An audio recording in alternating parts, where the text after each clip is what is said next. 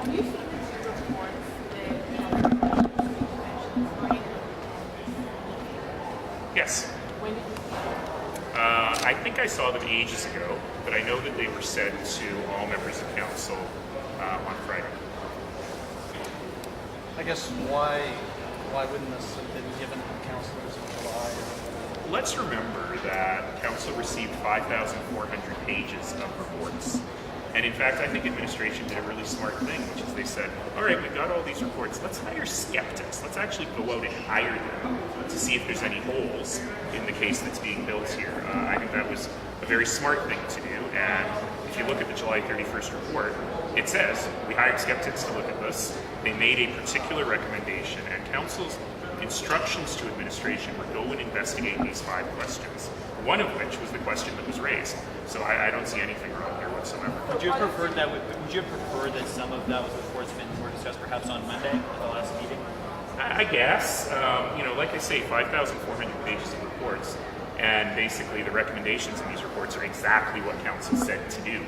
So, similarly, when we have a secondary suite application, we don't get all the stuff from the Calgary Planning Commission. We get a summary, and then we make a recommendation on what to do. So that is precisely what happened here. Council in those reports, are they public now? We can see it? I actually don't know the answer to that question. I can get back to you on that. And how do you weigh the evidence? You've got Deloitte and Touche, Conference Board of Canada saying one thing, and these two guys saying something else. How does council weigh that evidence? That's what we do every day, right? We always have to weigh people with differing opinions on different things. But council's direction, and again, this is very unique for an Olympic bid, to really be having this depth of analysis. And so council's direction specifically was go weigh that evidence and see if you can see if you can patch up the holes that are being identified in the analysis. It's way too early to say no moving forward, is it not? I think so. I think that, we've created a very risk-averse process, and that's the right thing to do. And frankly, that was my doing, right? In saying we want to make sure that we are driven by the data here, not by boosterism. That said, we have given ourselves very many off-ramps.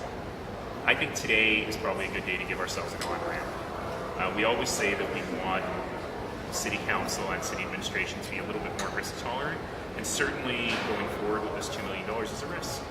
It may well be that once these questions are answered, Council chooses not to continue, but I think that this is a risk well worth taking, so we'll see if Council agrees. But if council says no today, does that shut down?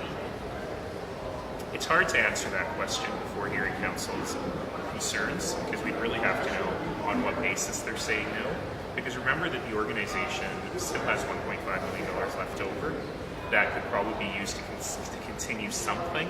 But that question that you're asking is a question that I hope Council will ask the administration. But is the 1.5 enough? I guess that would be the Well, question. administration is saying no, right? You'll recall that last week there was an analogy given that you want to show up to the marathon in your jeans or in your shorts. And so today's question really is, can you still show up to the marathon?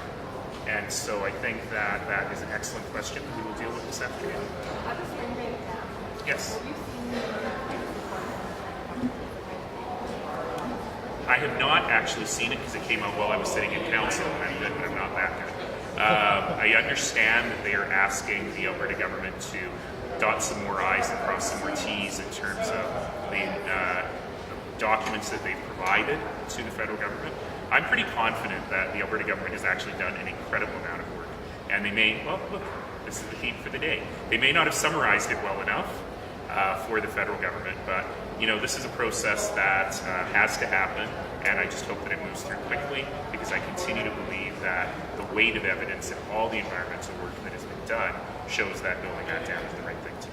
En français sur les Olympiques, est-ce que donc vous pensez que on devrait continuer d'aller de l'avant, que ce $2 millions là devrait être investi pour suivre les études, pour mettre sur un comité de candidature? Pour moi, c'est important de prendre ce risque aujourd'hui, parce que c'est important pour nous de faire beaucoup de travail avec le processus du bid, mais il faut gagner de l'argent pour faire ça. Et pour moi, c'est important. $2 millions, c'est clairement beaucoup d'argent, mais c'est important pour nous de faire le travail si nous sommes sérieux d'avoir les Jeux Olympiques ici. Yeah, en espagnol, oui. Sí. Oh, that's the first time. Keystone meeting. I'm super happy about this. I think that this remains an incredibly important piece of infrastructure for Canada to ensure that we are getting Canadian energy to world markets, that we are not taking a discount on the energy that we've got, which is a foolish public policy.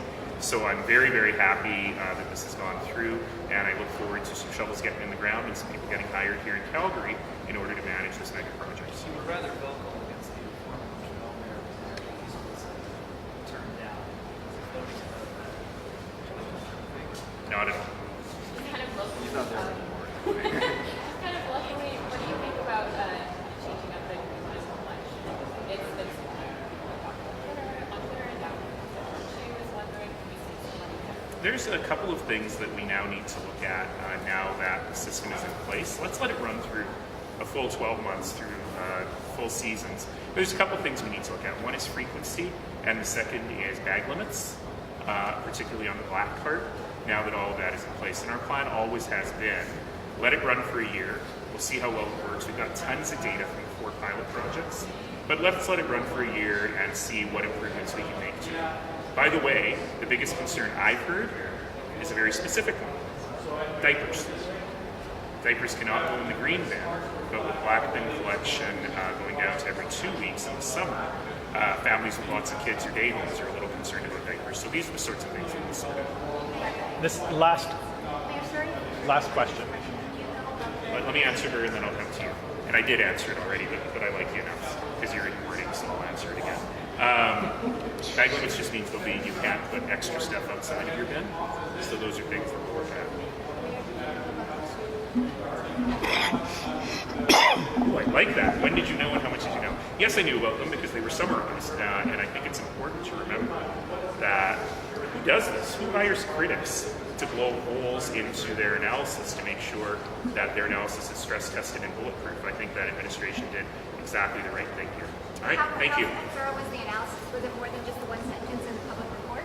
Yeah, of course.